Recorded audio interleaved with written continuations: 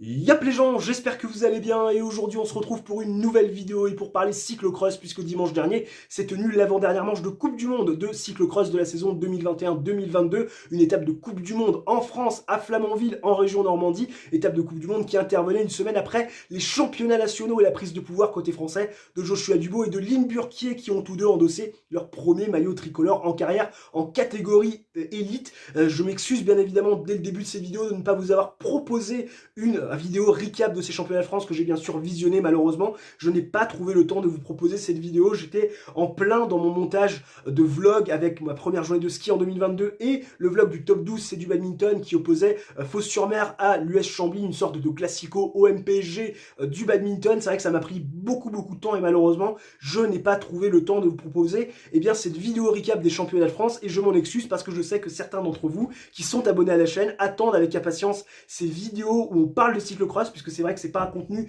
qui est très populaire sur YouTube, c'est pas non plus une discipline qui fait l'unanimité, parce que c'est vrai qu'on n'a pas encore de très grands noms qui sont capables d'aller chercher côté français des grandes places, des podiums, voire même des victoires, quoi qu'avec Lynn Burquier, dans moyen long terme, ça devrait quand même changer. Donc c'est vrai que forcément, vous attendez ce genre de vidéo quand une chaîne vous propose du contenu sur le cyclocross. Donc encore une fois, désolé de ne pas vous avoir proposé cette vidéo recap. Mais, on va quand même rentrer dans le vif du sujet et s'intéresser à cette étape de Coupe du Monde du côté de Flamanville. Étape de Coupe du Monde qui était bien évidemment très attendue, mais malheureusement qui a compté pas mal d'absents. Et oui, il y avait malheureusement, à cause d'un calendrier trop chargé, pas mal de personnes qui ont décidé de faire l'impasse sur cette manche de Coupe du Monde. Chez les hommes, il n'y avait pas de Thomas Pidcock, il n'y avait pas non plus de Wout van Aert, qui a mis un terme à sa saison de cyclocross au championnat de Belgique, allant chercher bien évidemment un nouveau titre national. Wout van Aert qui ne sera pas présent au même titre que Mathieu Van Der Poel, sur les championnats du monde du côté de Fayetteville. Il n'y avait pas non plus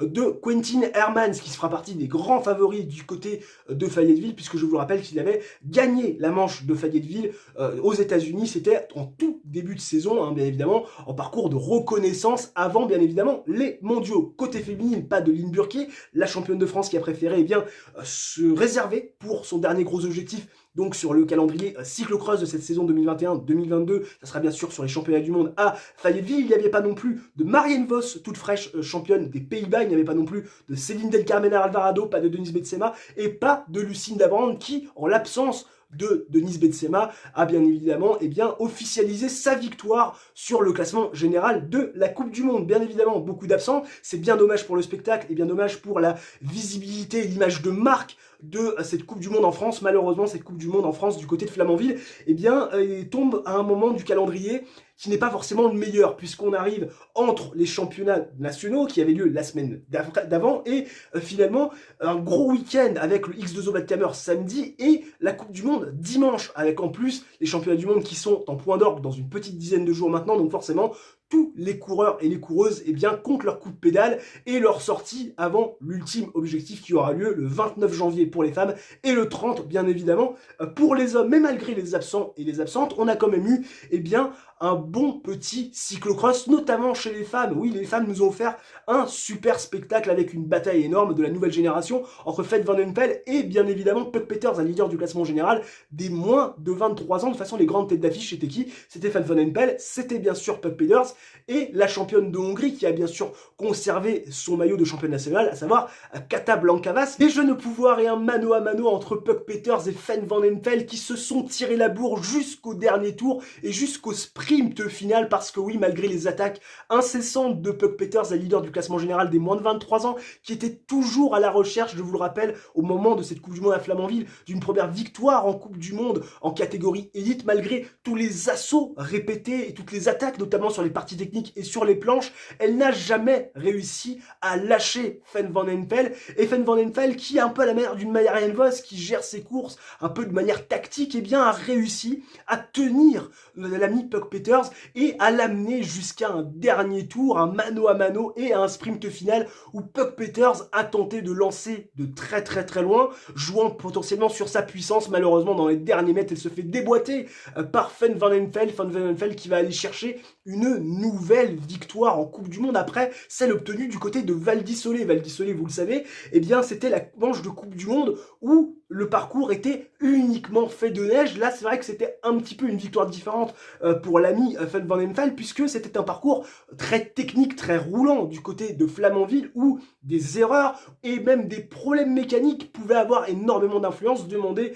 à Casablancas qui était très en forme, qui avait la bonne papate sur cette course de Flamanville, qui malheureusement eh bien, doit se contenter, excusez-moi, de la 3e place à cause eh bien, d'un problème donc de plateau, problème de vitesse qui ne passait pas. Elle a concédé une vingtaine de secondes au 3e ou au 4e tour de la course, ne revoyant jamais Puck Peters et Van van Empel. Pourtant, elle s'est rapprochée à un certain moment puisque les deux de devant, les deux néerlandaises, se sont un petit peu regardées, épiées. Elle a réussi à revenir un petit peu. Malheureusement, le mal a été fait. C'est très compliqué sur un parcours très roulant de revenir quand vous prenez un éclat à cause d'un petit problème technique. Casablancas qui doit se contenter de la 3e place, mais quand même un bon petit retour en forme. Et c'est important avant, je le rappelle, les championnats du monde du côté de Fayetteville, avec quand même, on le rappelle, un parcours avec beaucoup de dénivelé. On sait que Casablancas est très à l'aise sur ce genre de parcours. Casablancas qui complète le podium, qui doit être assez satisfaite malgré tout, compte tenu des circonstances, d'aller chercher un nouveau podium en Coupe du Monde. En revanche, ça doit contraster avec la déception de Puck Peters qui,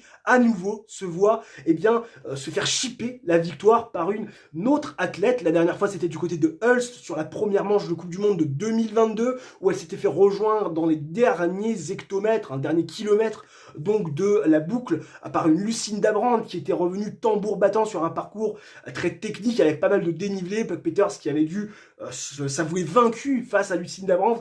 Malheureusement, elle doit également s'avouer vaincue face à Van van Empel. Ça doit commencer à cogiter quand même quand vous êtes la leader du classement général de moins de 23 ans, la leader de la nouvelle génération, la meilleure de la nouvelle génération, tout du moins la plus régulière, mais que vous n'arrivez pas à gagner, au contraire d'une Casablancas et au contraire, bien évidemment, d'une Van van Empel.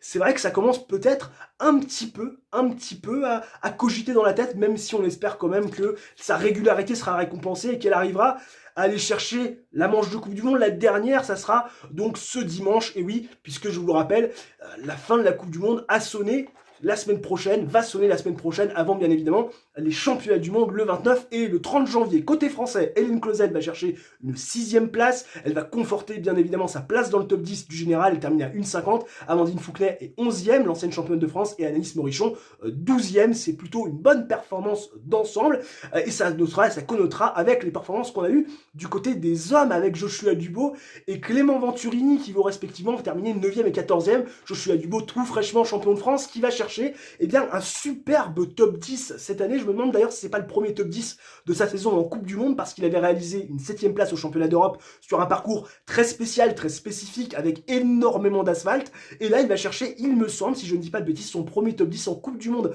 cette saison, avec le maillot bleu-blanc-rouge à la maison, s'il vous plaît. C'est quand même pas mal, mais pourtant loin, très très loin du vainqueur du jour, qui est Elise Herbit. Elise Herbit qui était très en forme du côté de Hulst, qui est allé chercher une 2e place, qui s'est offert un mano à mano à distance, à 7-8 secondes de l'ami Thomas Pidcock, avec, je vous le rappelle, ce problème mécanique, ce saut de chaîne de Wout van Aert à bout d'1 minute 30 de course, qui avait complètement rabattu les cartes. Et Elise Herbit avait montré déjà une certaine forme sur un parcours très technique avec beaucoup de dénivelé, tenant en respect quand même l'ami Thomas Pidcock, malgré le fait qu'il ait terminé seulement 2e, et Elise Herbit sur un parcours très roulant, très technique, qu'il affectionne, parce qu'on le rappelle, Elise Herbit c'est un petit gabarit, il est très punchy. C'est vrai que quand il y a des parcours très secs, des parcours très roulants, il est tout de suite très à l'aise. D'ailleurs, en plus, il faisait beau du côté de Flamanville. Et oui, en Normandie, c'est assez rare pour être y aller. Il faisait beau. On a juste eu quelques petites gouttes de pluie à la fin de la course masculine. C'est vrai que je me suis quand même dit, c'est pas normal. Normandie sans pluie, ça ne va pas. Ça va être le seul beau jour depuis le début de l'année 2022. Mais voilà, sur un parcours très sec, très rapide, avec pas mal de technicité, eh bien, Elise Herbit a réussi à parfaitement s'exprimer et surtout à écraser la concurrence et à marquer des points psychologiques forcément par rapport à ses adversaires, et donner rendez-vous à Thomas Pidcock, qu'on devrait normalement retrouver la semaine prochaine et donc dimanche prochain sur l'étape de Coupe du Monde, parce que je le rappelle, en l'absence de Wout van Aert et de Mathieu Van Der Poel, forcément les deux grandissimes favoris sont Thomas Pidcock et Elise Herbit par rapport à la fin du moment, avec bien sûr en retrait et un troisième petit favori qui sera à mon avis Corinne Tinermans, parce que Corinne Tinermans, absent à Flamanville, je vous le rappelle, avait remporté l'étape de reconnaissance en Coupe du Monde de ces mondiaux de Fayetteville. C'était en début de saison, lors de la 3e ou 2e étape de Coupe du Monde de cette saison. Donc autant vous dire que les points sont parfaitement marqués par Elise Herbit, surtout avec la manière aujourd'hui, enfin plutôt dimanche dernier, puisqu'il s'impose avec 59 secondes, presque 1 minute d'avance sur l'ami Toonarts qui n'a jamais pu suivre le rythme de l'ami Elise Orbit. C'est vrai que lui, il a passé directement, l'a surmultiplié, un petit peu à la manière d'une Puck Peters, il a tenté de s'isoler, ça n'a pas marché pour Puck Peters, en revanche, ça a parfaitement fonctionné pour l'ami Elise Orbit qui s'impose avec 1 minute d'avance sur Toonarts, complètement dépassé. Michael Van Der Poel va terminer troisième à 1 minute 12. Côté français, la 9e place de Joshua Dubo et la 14e de l'ami Clément Venturini qui voilà, revient petit à petit et qui, à chaque sortie, s'améliore. On le sait qu'il a eu des petits retards dans sa préparation n'a pas été optimale. C'est ce qui explique peut-être que Joshua Dubo, pour l'instant, est au-dessus. Mais normalement, du côté de Fayetteville, aux États-Unis, où Joshua Dubo et Clément Venturini vont être présents, peut-être que Clément Venturini pourra bien évidemment inverser la tendance, sachant qu'il sera présent, Clément Venturini, la semaine prochaine, enfin plutôt dimanche prochain, pour la dernière étape de Coupe du Monde. Bref, une dernière étape, une avant-dernière étape de Coupe du Monde, dominée à la tête des épaules par Elise Orbit. Malgré tout, on va quand même se satisfaire de la montée en puissance d'Elise Orbit par rapport à sa potentielle confrontation face à l'ami Thomas Pidcock et bien sûr de notre top 10 de Joshua Dubo et de notre montée en puissance de Clément Venturini sur des parcours en France plutôt techniques, très télégéniques, c'était très sympa. Je pense que vous aussi vous avez pris pas mal de plaisir à regarder ces courses. N'hésitez pas dans les commentaires à me dire ce que vous en avez pensé, à bien évidemment réaliser votre coup du chapeau, l'abonnement, le like et l'activation de la cloche si vous avez apprécié le contenu, si vous appréciez de manière générale le contenu que je vous propose sur la chaîne. D'ici là, portez-vous bien les gens, ciao bye bye et à la prochaine.